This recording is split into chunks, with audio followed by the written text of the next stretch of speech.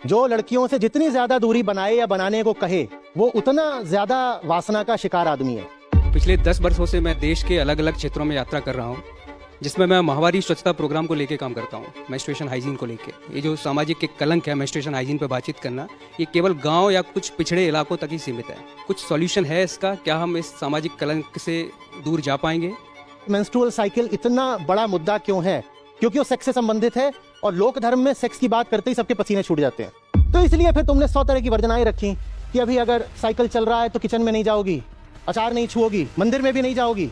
Infections होते हैं, क्योंकि इस बात को लेकर के अवेयरनेस नहीं है। उस इन्फेक्शन से न जाने कितनी महिलाएं बीमार पड़ती हैं, मरती भी हैं। 50% है दुनिया की आबादी की महिलाएं, और उनके शरीर की एक महत्वपूर्ण ये क्रिया होती है। तुम इसकी बात क्यों नहीं करना चाहते हो? तुम पहले ये बताओ, तुम पागल हो क्या? अगर हम सचमुच धार्मिक होते तो सेक्स से हारे नहीं होते, पर हम हारे हुए लोग हैं, और अपनी उस हार को छुपाने के लिए हम ब्रह्मचर्य वगैरह की बात करते हैं। आपको इतना क्या डर लगता है लड़की की देह से कि पूरा ढके दे रहे हो उसको? आज से 20 साल पहले जितनी महिलाएं घर से बाहर निकल करके काम कर रही थीं, आज उससे कम महिलाएं बाहर निकल करके काम कर रही हैं। बताइए क्यों? अच्छी अच्छी डिग्रियां लेकर भी लड़कियां नौकरियां नहीं कर रही हैं। बताइए क्यों? प्रणाम आचार्य जी, आपके चिरपरिचित अंदाज को दर्शन देने के लिए भोपाल में बहुत बहुत धन्यवाद। जो आपके प्रश्नों के उत्तर होते हैं उसी शैली और उसी अंदाज से प्रेरित होकर मेरा ये प्रश्न था। पिछले 10 वर्षों से मैं देश के अलग अलग क्षेत्रों में यात्रा कर रहा हूँ, जिसमें मैं माहवारी स्वच्छता प्रोग्राम को लेके काम करता हूँ, मेंस्ट्रुएशन हाइजीन को लेके, जिसमें मैं अवेयरनेस कैंपेन करता हूँ। एक low cost sanitary napkin making machine हमने बनाई है, उसका इंस्टॉलेशन करते हैं, ट्रेनिंग करते हैं। शुरुआत में जब मैं काम करता था तो मुझे ये महसूस होता था कि ये जो सोशल एक टैबू है, ये जो सामाजिक एक कलंक है मेंस्ट्रुएशन हाइजीन पे बातचीत करना, ये केवल गांव या कुछ पिछड़े इलाकों तक ही सीमित है।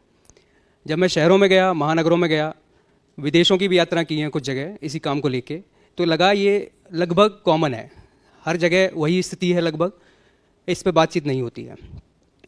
तो मैं पूछना चाह रहा था कि क्या आपकी फ़िलॉसफी के हिसाब से, अपनी एजुकेशन सिस्टम के हिसाब से कुछ सॉल्यूशन है इसका? क्या हम इस सामाजिक कलंक से दूर जा पाएंगे जो कि सदियों से चला आ रहा है?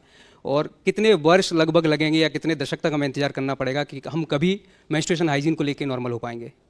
Thank you. ठीक है, बैठिए। मेंस्ट्रुएशन को लेकर के जो बड़ा हुआ है, उसको जो एक टेबू की तरह हम देखते हैं, उसका कारण ये नहीं है कि हम मेंस्ट्रुएशन को लेकर के अनकंफर्टेबल रहते हैं। उसका कारण ये नहीं है कि हमें अजीब लगता है, असंगत लगता है कि ये मेंस्ट्रुएशन क्या चीज़ होती है।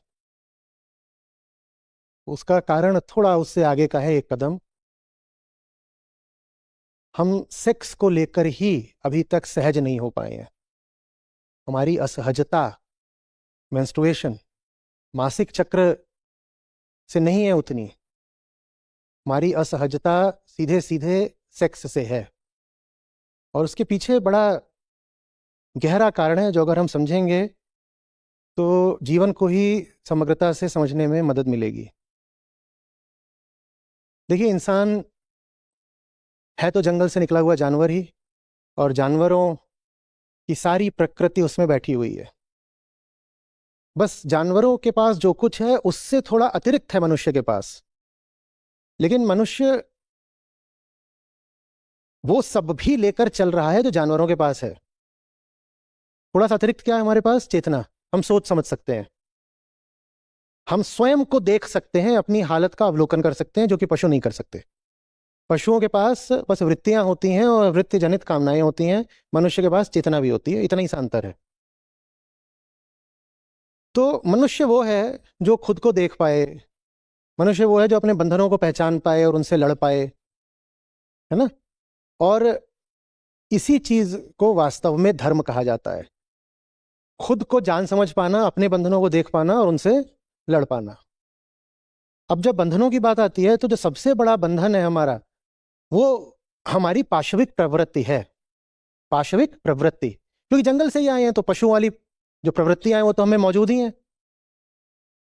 और पाशविक प्रवृत्ति में भी जो सबसे ज्यादा बल रखती है, जो एकदम प्रचंड आग की तरह होती है, वो होती है काम वासना। और पशुओं में भी वो उतना ही बल रखती है।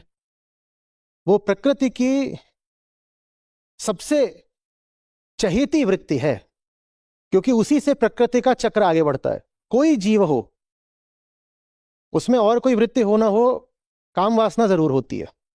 क्योंकि काम वासना नहीं रहेगी तो प्रकृति जो चाहती है कि तुम्हारा काम समय में आगे बढ़ता रहे, तुम मर जाओगे, अगली पीढ़ी आती रहे, वो काम होगा नहीं ना। बाकी सब वृत्तियों पर वासना भारी पड़ जाती है। ऋषि भर्तृहरि थे, तो एक जगह पर वो कहते हैं कि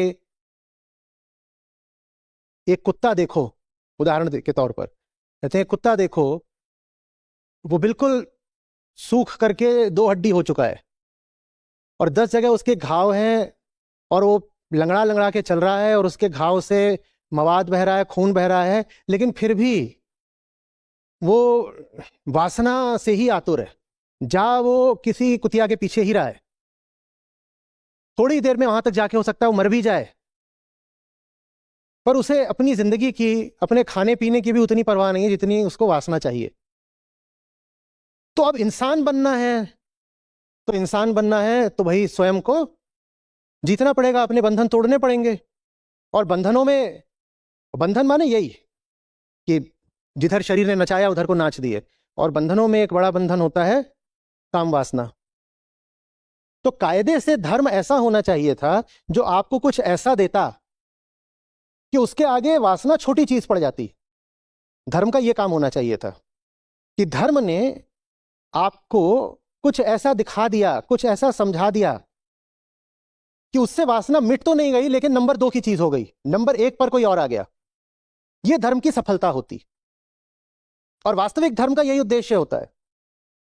वो ये नहीं कहता कि प्रकृति की जो तुम्हारी क्रियाएं हैं वो सब बंद कर दो, वो कहता है वो सब चलती रहेंगी अपनी जगह, लेकिन मैं उन सब को किसी और चीज का अनुगामी बना दूंगा। मैं तुम्हें कुछ ऐसा दे दूंगा, बाकी सब चीजें जिसके पीछे पीछे चलने लगे। बाकी सब चीजें भी चलती रहेंगी, लेकिन वो अब आगे आगे नहीं चलेंगी, वो पीछे पीछे चलेंगी। ये असली धर्म का काम होता है। तो धर्म का काम तो ये था कि वो आपको नंबर 1 वाली चीज दे दे। और असली धर्म जहां कहीं भी वो पनपा, उसने वो चीज दी भी, और सबसे सशक्त रूप में तो भारत ने दी। उसने वो चीज दी है, निस्संदेह दी है। षड दर्शन है, आप वहां पर जाएं, आप वेदांत के पास जाएं, उपनिषदों के पास जाएं, आप अष्टावक्र के पास जाएं, आप भगवत गीता के पास जाएं, वहां आपको वो मिलता है जो जीवन में प्रथम स्थान का अधिकारी है।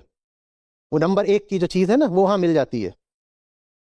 तो असली धर्म वो चीज देता है जिसके बाद आप अपने पाशविक बंधनों से आजाद हो सकते हैं। वो असली धर्म देता है। पर असली धर्म को हमने बड़ा मिश्रित कर दिया, खूब उसमें गोलमाल घपला मिलावट कर दी, तो उससे बन गया लोक धर्म। लोक धर्म माने वो धर्म जिसका आम आदमी पालन करता है। आम आदमी कहता है अपने आप को भले धार्मिक हो, पर वो पालन लोक धर्म का करता है। असली धर्म से वो कोसों दूर है। अब आप लोक धर्म का भले पालन कर रहे हो, लेकिन आप उसको बोल क्या रहे हो? यही तो बोल रहे हो मैं धार्मिक हूं। अब अगर आप धार्मिक हो तो धार्मिकता की तो पहचान यह है कि आपने अपने बंधन तोड़े होंगे। आप मेरे साथ साथ चल रहे हैं, आप पालन कर रहे हो लोक धर्म का, लेकिन आपका दावा तो यही है ना, झूठा दावा, क्या कि हम धार्मिक हैं। आप कोई भी व्यक्ति अपने आप को लोक धार्मिक थोड़ी बोलता है। वो क्या बोलता है? मैं एक धार्मिक इंसान हूं, मैं आस्तिक हूं। भाई मैं आस्तिक हूं। कोई ये नहीं बोलता कि मैं लोक आस्तिक हूं। मेरी आस्तिकता भी बहुत सामाजिक किस्म की है। मैं लोक धार्मिक हूं। अच्छा ठीक है, आप हो तो लोक धार्मिक, पर अपने आपको आपने यहां पे लेबल क्या लगा दिया है? धार्मिक। अब अगर धार्मिक हो तो पहचान इससे होगी कि धार्मिक आदमी तो अपनी पाशविकता को लगातार चुनौती देता चलता है। धार्मिक आदमी की पहचान ही यही है कि वो अपनी पाशविकता को लगातार जीतता चलता है। पाशविकता समझ रहे हो? जो भीतर एनिमल नेचर बैठा हुआ है, जो भीतर एनिमल नेचर बैठा हुआ है। धार्मिक आदमी की पहचान ये है कि उसको जीतता चलता है। वो विजयी रहता है, वो योद्धा है, वो संघर्ष करता है और कम से कम भीतर तो लगातार जीतता है। यही धार्मिकता है। लेकिन अब हम असली धार्मिक हैं नहीं, हम क्या हैं? लोक धार्मिक। लोक धार्मिक हो पर दिखाना तो यही पड़ेगा कि तुम भी जीत रहे हो, नहीं तो पोल खुल जाएगी। पोल खुल जाएगी ना। लोक धार्मिक हो पर प्रदर्शित तो यही कर रहे हो कि धार्मिक हो, तो धार्मिकता के लक्षण भी दिखाने पड़ेंगे, भले ही नकली लक्षण। और धार्मिकता का बड़े से बड़ा लक्षण यह होता है कि वृत्तियां अपने ऊपर हावी नहीं होती। तो लोक धार्मिक आदमी फिर यह प्रदर्शित करता है कि सेक्स उसके लिए छोटी चीज है।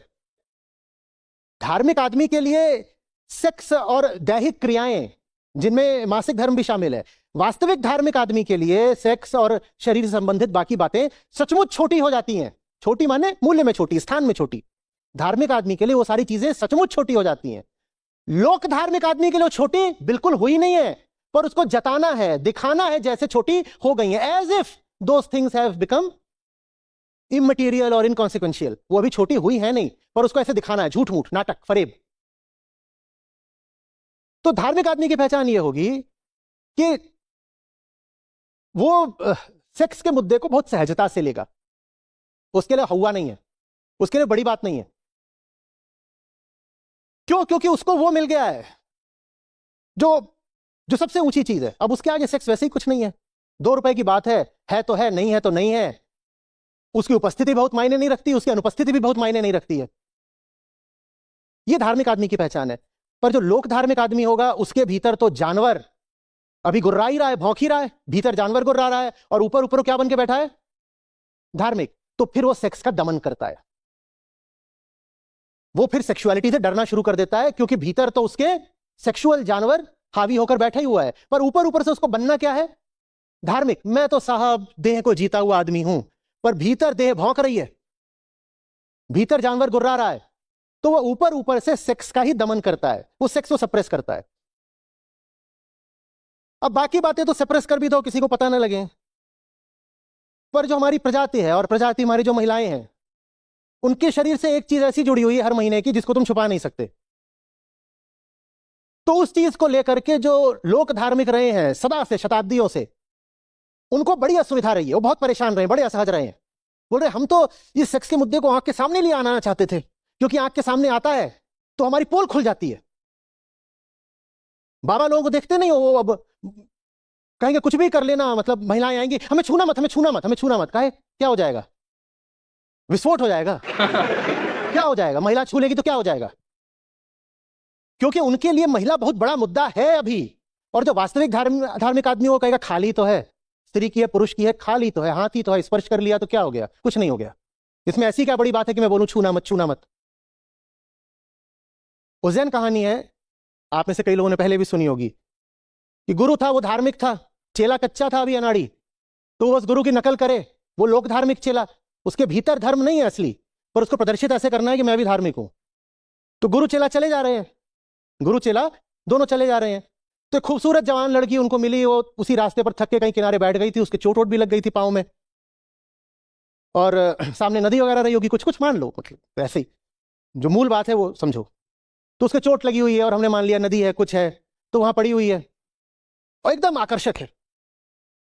तो गुरु ने उसको देखा, बोले क्या है, यहाँ क्यों बैठी है? बोली वहीं जाना है जिधर को आप जा रहे हैं, लेकिन थक भी गई हूं और ये खून बह रहा है, खून बह रहा है। हम मासिक धर्म की बात कर रहे हैं, ठीक है? तो वो गुरु बोलता है अच्छा तेरे खून बह रहा है, तू चल नहीं सकती, तुझे जाना भी है। तो उसने उसको उठा लिया, कंधे पे ही बैठा लिया, और पीछे चेले के भीतर से कुत्ते भौंकने लगे। बोला गुरु जी छान गए मलाई आज। और गुरु ने उसको ऐसे सहजता से बैठा लिया है, और अपना चलते आ रहे हैं, चलते जा रहे हैं। नदी वदी आई होगी, जो भी पार करा दिया, उसको जहां जाना था उतार दिया, अपना चलते गए। अब वो चलते जा रहे हैं, 2 घंटा 3 घंटा बीत गया, काफी समय बीत गया। गुरु जी अपना सहज चलते जा रहे हैं, चेले के भीतर खलबली मची हुई है, उथल पुथल, वो पगलाया जा रहा है, उसे चला भी ना जाए, इधर उधर गिरे, कुछ करे। तो गुरु ने कहा कि क्या क्या समस्या है, कुछ अजीब लग रहा है। बोला हमें समझ में नहीं आ रहा है, आप इतने बड़े गुरु हैं और आपके भीतर इतना आत्मसंयम नहीं है। खूबसूरत लड़की दिखी और आपने सीधे उसको शरीर से अपने लगा लिया। तो गुरु बोलते हैं मैंने तो उसे कब का उतार दिया, पर तुम उसे अभी भी ढो रहे हो।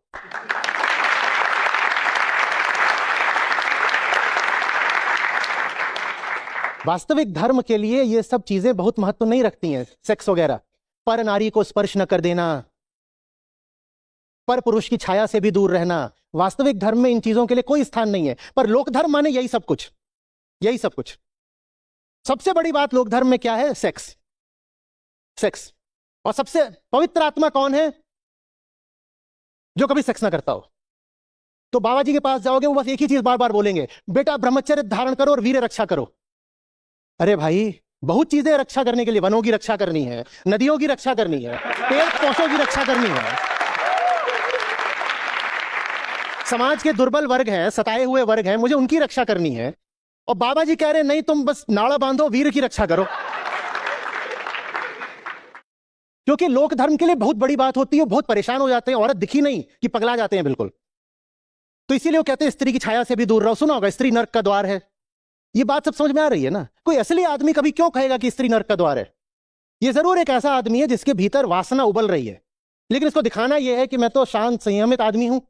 तो ये एक तरीका निकालता है कि कम से कम सबके सामने पब्लिक में मैं स्त्री का ना तो वर्णन करूंगा, ना कोई उसका स्पर्श करूंगा, ना उससे बात करूंगा। ये वो तरीके निकालता है। हाँ, अपने एकांत में फिर वो क्या करता है वो अलग बात है, वो बिल्कुल दूसरा मुद्दा है। समझ में आ रही है बात? ये अब दिखाई पड़ रहा है कि मेंस्ट्रुअल साइकिल इतना बड़ा मुद्दा क्यों है, क्योंकि वो सेक्स से संबंधित है।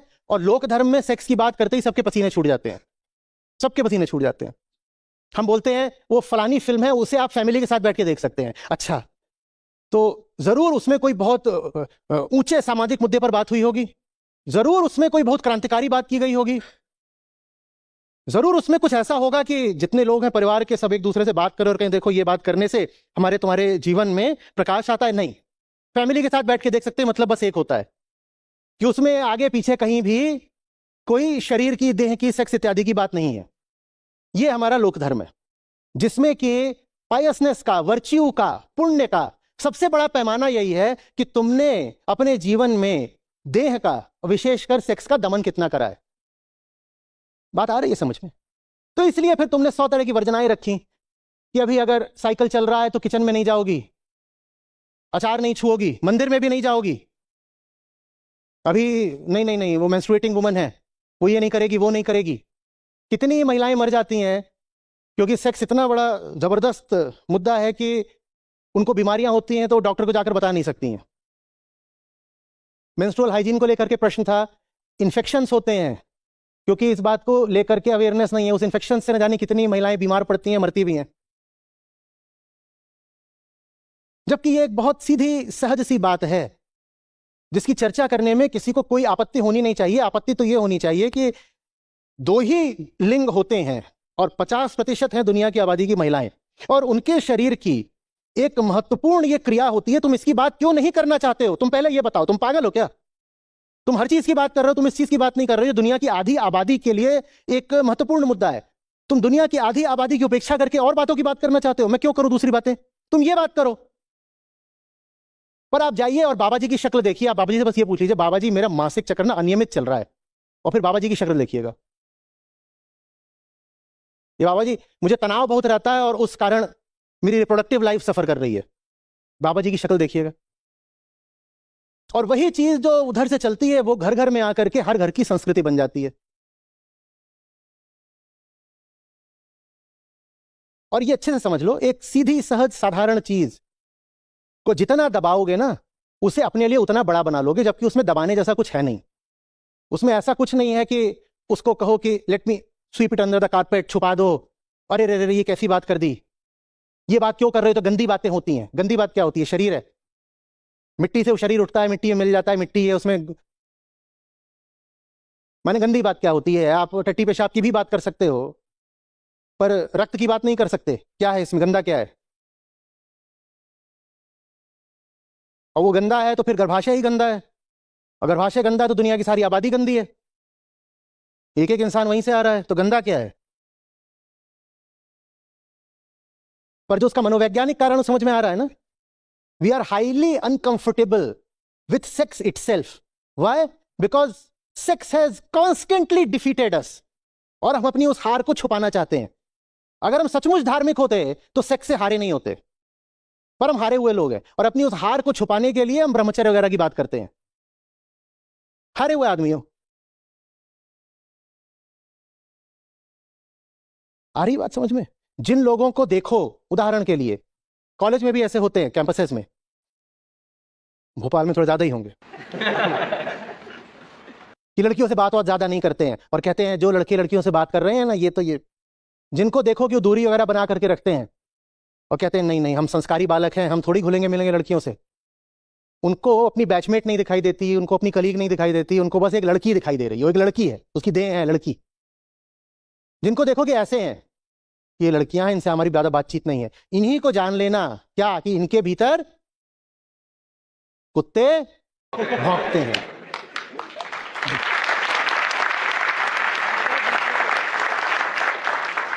जो लड़कियों से जितनी ज्यादा दूरी बनाए या बनाने को कहे, वो उतना ज्यादा वासना का शिकार आदमी है।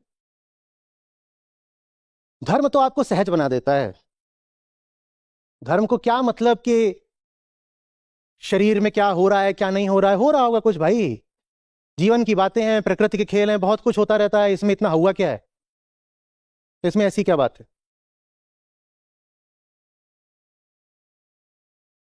एक और कहानी है, मैंने भी कई बार कही है, आपने भी सुनी होगी। अब पता नहीं ये हुआ था कि नहीं हुआ था ये सब, लेकिन बोध कथाएं हैं। कथा कथा कथा माने जो कथन के तौर पर अब चली आ रही है कि बुद्ध कहीं पर बैठे हुए थे। बुद्ध कहीं पर बैठे हुए थे जंगल में, और जंगल ऐसी जगह होती है जहां पर ऋषि भी पाए जाते हैं और चोर डाकू लुटेरे भी खूब। तो 4-5 थे, वो कहीं से किसी लड़की को उठा लाए थे, अपहरण वगैरह कुछ किया होगा, और लड़की उनसे किसी तरह जान छुड़ाकर भागी। और बुद्ध बैठे थे, वो भाग गई उनके सामने से, और लड़की को उठा के लाए थे, आकर्षक रही होगी, रूप रंग यौवन। जो भाग गई उसके कुछ देर बाद ये सब आए और बुद्ध से कह रहे हैं कि बताओ लड़की कहाँ छुपाई है। वो बुद्ध बोले मैं यहाँ बैठा हुआ हूँ बस, मैं नहीं जानता। बोले अच्छा ये तो बताओ कि यहाँ से कोई लड़की भागी थी।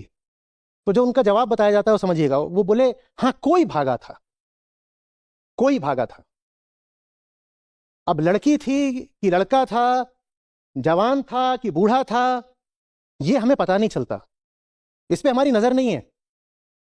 हमारे लिए एक है, एक सहजता की स्थिति है ये। और लड़की भाग रही है, उसके कपड़े भी अस्त व्यस्त रहे होंगे,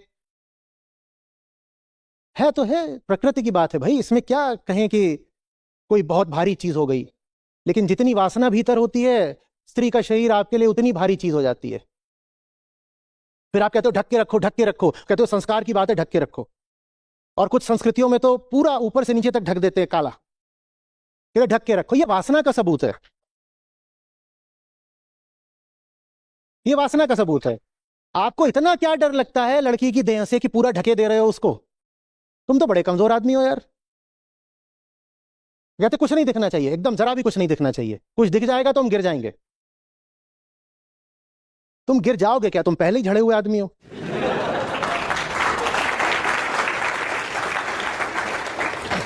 माएं बेटियों को ऐसे जा रही है, तू तेरा देख, तेरी तेरी पीठ दिख गई, तेरी तो पीठ ही तो है, सबके होती है, आपके नहीं है।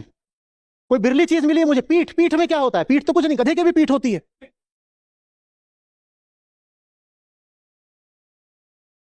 फलानी बदन दिखाती घूमती है, गंदे चरित्र की है। अच्छा, तो तुमने कपड़ों से उसका चरित्र भी निकाल लिया, बहुत बढ़िया। मैं पहुंच रहा हूं आप तक या दूर की या बहुत इधर उधर की बात कर रहा हूं आपसे? वास्तविक धर्म न सेक्स को प्रोत्साहित करता है और न ही उसे बुरा बताता है। कहता है ये ना अच्छी चीज है ना बुरी चीज है, ये तो बस छोटी चीज है, ये इतनी बड़ी चीज नहीं है कि इस पे इतना विचार करो और इतने पहरे लगाओ और इतनी वर्जनाएं और इतने नियम कायदे, इतनी कहानियां। छोटी चीज है। फिर कह रहा हूं, ना अच्छी चीज है ना बुरी चीज है, छोटी चीज है। वो इतनी बड़ी चीज है ही नहीं कि उसके बारे में लगातार सोचते रहो, जिंदगी उसके पीछे लगा दो, कह दो कि यही पाना है, मेरी जिंदगी का तो उद्देश्य है फलाने का हुस्न हासिल करना। बहुत छोटी चीज के पीछे तुम जिंदगी लगा रहे हो। किसी की देह को हासिल करने के लिए तुम मरे जा रहे हो, तो तुम मरे ही हुए हो पहले से। महिलाओं पर तो जो इसका अनिष्टकारी असर पड़ा है तो पड़ा ही है, पुरुषों पर भी पड़ा है। पूरा समाज ही बीमार हो गया है। शरीर को इतना बड़ा बना लिया है कि हर आदमी हर समय बस शरीर ही शरीर के बारे में सोच रहा है, और विशेषकर महिला का शरीर। पुरुष महिला के शरीर के बारे में सोची जा रहा है, महिला अपने शरीर के बारे में सोची जा रही है।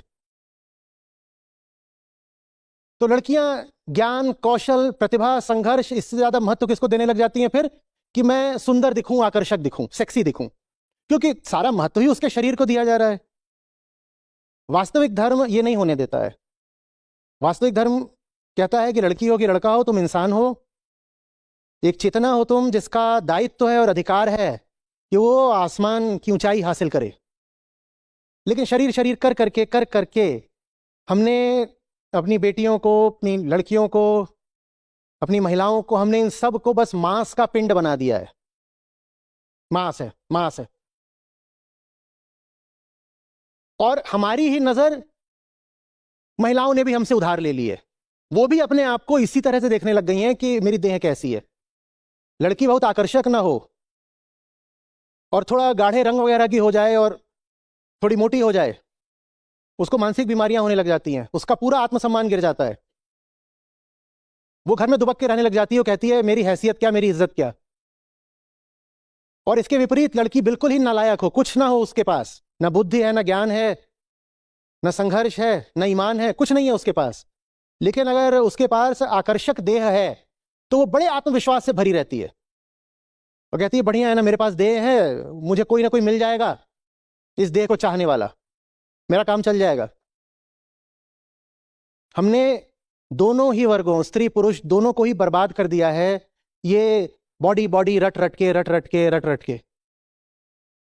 और लड़कियों का तो जो मानसिक पतन करा है उसकी तो कोई इंतहा ही नहीं। फिर हम पूछते हैं कि महिलाओं के पास उनके नाम पर इतनी कम संपत्ति क्यों होती है, फिर हम पूछते हैं उन्हें इतने कम नोबेल प्राइज क्यों मिलते हैं, फिर हम पूछते हैं संसद में इतनी कम महिलाएं क्यों हैं, फिर हम पूछते हैं कि कॉरपोरेट बॉडीज में स्टेक होल्डर्स के तौर पर या जो सीएक्सओ पोजीशंस होती हैं उन पर इतनी कम महिलाएं क्यों हैं। बात समझ रहे हो ना? तुमने उसके भीतर कूट कूट करके ये भर दिया है कि यू आर अ बॉडी, तो हर समय बस वो अपनी बॉडी का ही ख्याल कर रही होती है। और ऐसे काम तो बिल्कुल भी नहीं करती जिसमें बॉडी की उपेक्षा करनी पड़े। एकदम ही गरीब हो जाए तो अलग बात है, फिर तो वो एक मजदूर भी बन लेगी। अगर पर वो गरीब नहीं हो रही है तो वो धूल और धूप से बचने की भरसक कोशिश करती है, क्योंकि कहती है अरे कुछ हजार रुपए कमाने के लिए अगर मैंने धूल धूप खा करके अपना रूप रंग खराब कर लिया तो ये ज्यादा बड़ा नुकसान है।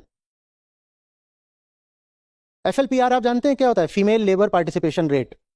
पिछले 20 साल में भारत में ये गिर गया है।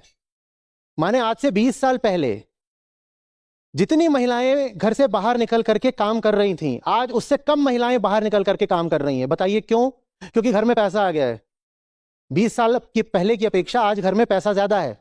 तो पहले तो फिर भी महिला बाहर मजबूरी में निकलकर काम कर लेती थी, अब घर में पैसा आ गया है तो खुद भी ऐसा सोचती है और उसके आसपास वाले भी उसे यही बोलते हैं कि अब तू बाहर क्यों जा रही है, तू घर का ख्याल रखना और तू बाहर जाती है, काली हो जाती है, धूप में लिखना ना करो रूप की रानी, गोरा रंग काला ना हो जाए।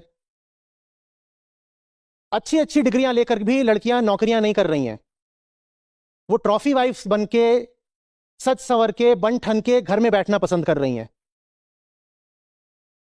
ये है वो बॉडी सेंट्रिसिटी जो पॉपुलर कल्चर ने, लोक संस्कृति ने महिलाओं के मन में डाल दी है। तुम और कुछ बाद में हो, first and foremost you are a body. तो तुम्हारी सेल्फ वर्थ भी किससे जुड़ी हुई है? तुम्हारी बॉडी से नहीं, आपकी सेल्फ वर्थ जुड़ी होती है आपकी सत्यनिष्ठा से, आपके प्रेम की गहराई से, आपके ज्ञान से, आप कितने संघर्ष जीवन में स्वीकार कर रही हैं इससे। चेहरा लीप पोत करके दूसरों को लुभाने से कोई श्रेष्ठ नहीं कहा जा सकता। अपने बच्चों में, अब जो हुआ सो हुआ महिलाओं के साथ, कम से कम अपने बच्चों में बॉडी सेंट्रिसिटी कम से कम डालिए। उसको मेकअप मत सिखाइए। मैं देख रहा हूं बहुत छोटी छोटी लड़कियां हैं, वो लिपस्टिक लगाकर घूम रही हैं, वो नेल पेंट कर रही हैं। ये बहुत गलत कर रहे हो तुम उनके साथ, बिल्कुल ठीक नहीं है ये तो नाखून है ना, नाखून को रंगने का क्या मतलब है भाई? नाखून कोई क्यों रंग रहा है? मुझे तो आज तक नहीं समझ में आया कोई होंठ क्यों रंगता है। होंठ तो वैसे ही लाल होते हैं, उसको और रंग काहे के लिए रहे हो, क्यों घिस रहे हो? ये तो खाने की जगह है, तो या तो वो खाने की चीज होती है जो यहाँ लगाइए कि भीतर ही चली जाए।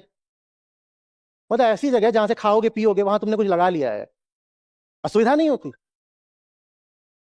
शरीर अगर स्वस्थ है तो होंठ अपने आप लाल रहते हैं, या जो भी उनका रंग है प्राकृतिक वैसा रहेगा। तो शरीर को स्वस्थ रखो, बेहतर ये है ना, जाओ दौड़ो, जिमिंग करो, स्पोर्ट्स करो, अपने आप शरीर बढ़िया रहेगा तो होंठ भी बढ़िया रहेंगे। बाहर से लीपा पोती करके क्या मिलेगा?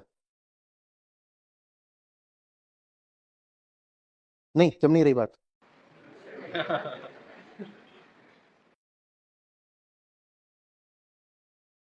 अगर आप एक महिला हैं या आप एक अभिभावक हैं और आपके घर में बच्चा है छोटा, या आपकी बहन है कोई है, या आपके आस पड़ोस में भी कोई है, तो इतना करिए कि उनको उनकी देह ही मत बन जाने दीजिए, इतना उन पर एहसान कर दीजिएगा।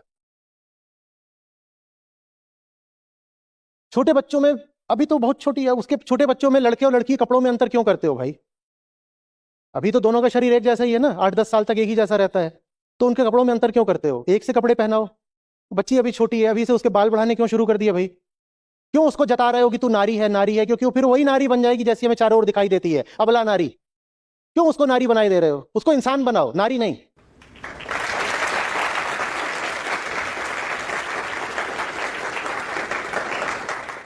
अभी 4 दिन पहले मैं खिलौने खरीदने गया, तो उसने पूछा कितने साल का बच्चा है, मैंने उम्र बता दी।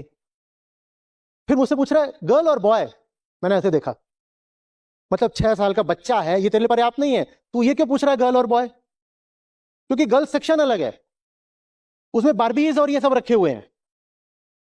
मैं कहा मुझे जाना ही नहीं उधर, है तो गर्ल पर बॉय वाले दिखा। तुम क्यों अभी से उसको बारबी बनने की ट्रेनिंग दे रहे हो? तुम उसके लिए साइंस के गेम्स क्यों नहीं ला सकते? मैथ्स की पजल्स क्यों नहीं ला सकते? एक से एक सजी धजी डॉल्स रखी हुई हैं, और सारी डॉल्स ने क्या लगा रखी है, और जितने तरीके के आभूषण हो सकते हैं वो सब उन डॉल्स ने पहन रखे हैं। और वो छोटी सी बच्ची है, तुम उसके हाथ में वो दे रहे हो, तुम क्या कर रहे हो? जहर दे रहे हो तुम उसको। देखो, जीवन की गाड़ी ना, अस्तित्व की गाड़ी ही इन दोनों पहियों पर चलती है। एक को कमजोर कर दोगे तो दूसरे पे ज्यादा बोझ आ जाएगा। एक पहिया खराब है तो दूसरा भी जल्दी ही खराब हो जाएगा। तो जो मैं बात बोल रहा हूं पुरुषों के लिए भी है। महिला को अगर सिर्फ देह मानोगे तो बहुत कमजोर हो जाएगी, और महिला कमजोर हो गई तो तुम्हारी ताकत भी चली जाएगी। तो अपनी खातिर ही सही, लेकिन उसको इंसान समझना शुरू करो, बॉडी बॉडी मत कर दो। रिश्ता दोस्ती का रखो, ठीक है, सुख चाहिए है और सुख देह से मिल जाता है, लेकिन दोस्ती का भी अपना एक अलग आनंद होता है। और लड़कियां बहुत अच्छी दोस्त भी बन सकती हैं, बस भौंकना मत शुरू कर देना।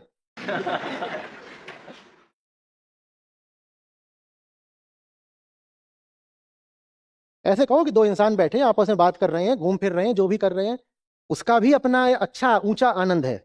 यही आनंद थोड़ी है कि I look at her as a body.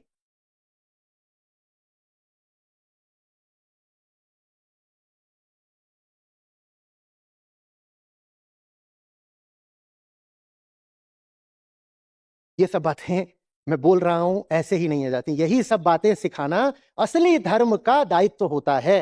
और उसी के लिए गीता कार्यक्रम है, जो इतनी मेहनत से हम चला रहे हैं, पूरी संस्था उसी को समर्पित है, और इतने इतने हजार लोग उसमें जुड़ चुके हैं, वो इसीलिए है। जब असली धर्म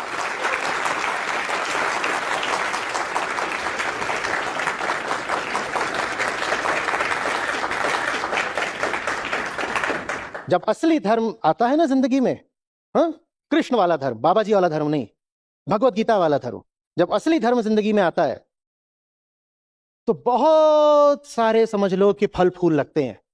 असली धर्म ऐसा है जैसे जड़, फिर बहुत तरीके के फल फूल लगते हैं, जिसमें से एक फल ये भी होता है कि ना आप स्वयं को देह मानते हो, ना महिला की देह को बहुत महत्व देते हो।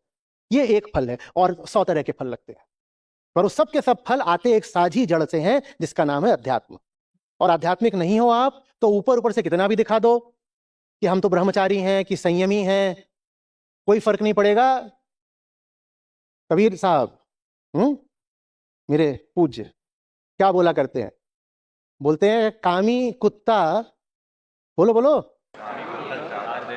कामी कुत्ता 3-4, जो ही बोलना है बोलो, माने कम। कामी कुत्ता 3 रोज अनतर रहे उदास।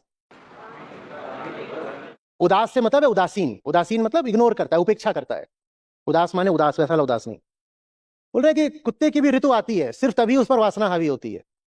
कुत्ते की भी प्राकृतिक एक ऋतु आती है हीट की, सिर्फ तभी वो जाकर के जोड़ा बनाते हैं कुत्ते कुतिया। ये हम जानते हैं, ऐसा है, सभी पक्षी सभी पशु ऐसे ही करते हैं। उनका जब मेटिंग सीजन आता है सिर्फ तब उनमें वासना उठती है, वरना नहीं उठती। तो बोलते हैं कामी कुत्ता 3 दिन, अनतर माने बाकी दिनों में, अनतर रहे उदास, बाकी दिनों में वो सेक्स की उपेक्षा करता है। सिर्फ 3 दिन, 3 दिन माने कम अवधि में, सिर्फ कुछ दिनों के लिए वो सेक्सुअली स्टिमुलेट होता है, बाकी उसको फर्क नहीं। पर कामी नर कुत्ता सदा 6 ऋतु 12 मास। कामी कुत्ता 3 दिन अनतर रहे उदास, और कामी नर कुत्ता सदा 6 ऋतु 12 मास। ये क्यों हुआ? हम भी जंगल से ही आए हैं। कोई पशु पक्षी उतना कामी नहीं होता जितना मनुष्य है। तो तुलना करके बता रहे कि कुत्ता भी कुछ समय के लिए काम वासना में पड़ता है, बाकी समय उसे फर्क नहीं पड़ता। पर आदमी अकेला है जो 12 मास सेक्स में डूबा रहता है। क्यों? क्योंकि आदमी अकेला है जिसने सेक्स को दबाया है, दमन करा है, सप्रेस करा है। और चूंकि तुमने उसका इतना सप्रेशन करा है, इसीलिए वो उछल करके तुम्हारे पूरे जीवन पर छा गया है।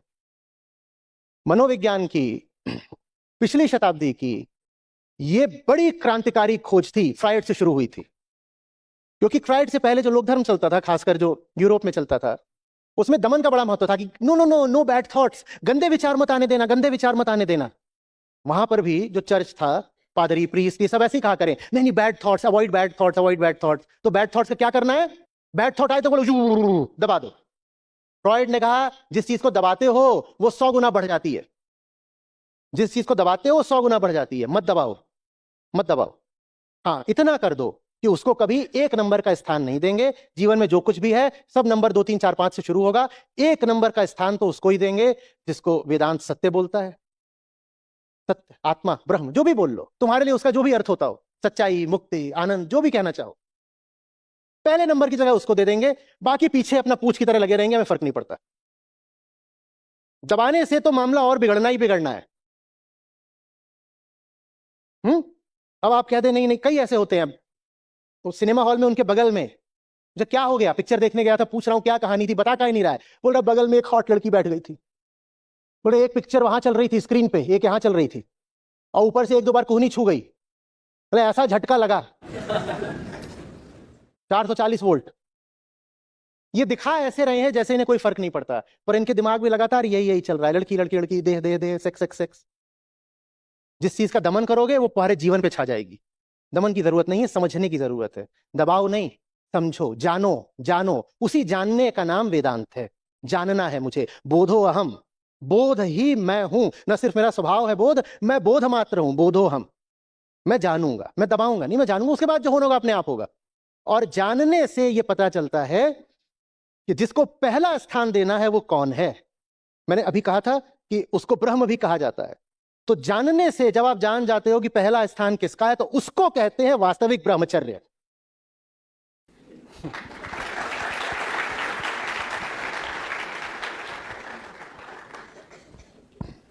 एक प्रकार के आचरण को ब्रह्मचर्य नहीं कहा जाता कि सदाचारी बनो, अच्छे अच्छे काम करो। ये सब 2 कौड़ी की बातें हैं और इनसे बहुत दुख पैदा होता है।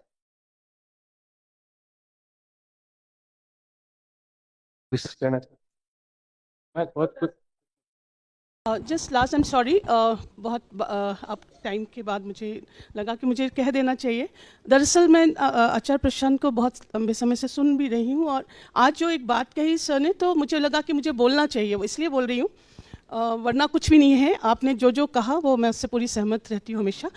ये जो आपने कहा कि कुछ लोग ऐसे हैं जो पूरा काले कपड़े में, तो भोपाल में क्योंकि एक कम्युनिटी है मुस्लिम जो पूरे काले कपड़े में रहती है, और मुझे पता है कि उनका बिल्कुल भी उस तरह निशाना करने की वो नहीं थी उनका।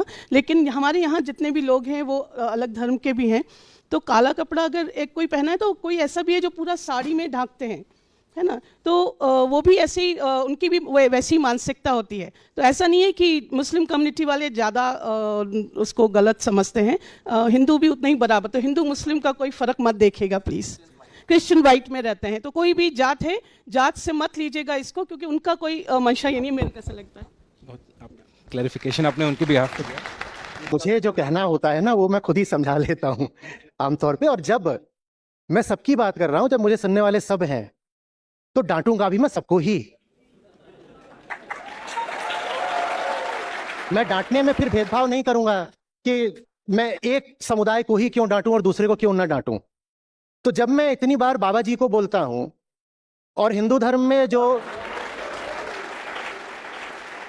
तो जब मुझे बाबा जी को और हिंदू धर्म में जितनी मुझे बुराइयां दिखती हैं उनको बोलने का हक है, तो अगर मेरे श्रोताओं में दूसरे समुदायों से भी लोग बैठे हैं, मुस्लिम भी बैठे हैं, तो मुझे उन्हें डांटने का भी हक है। तो बस ठीक है, और मुझे तो समझाना है, वो ठीक है।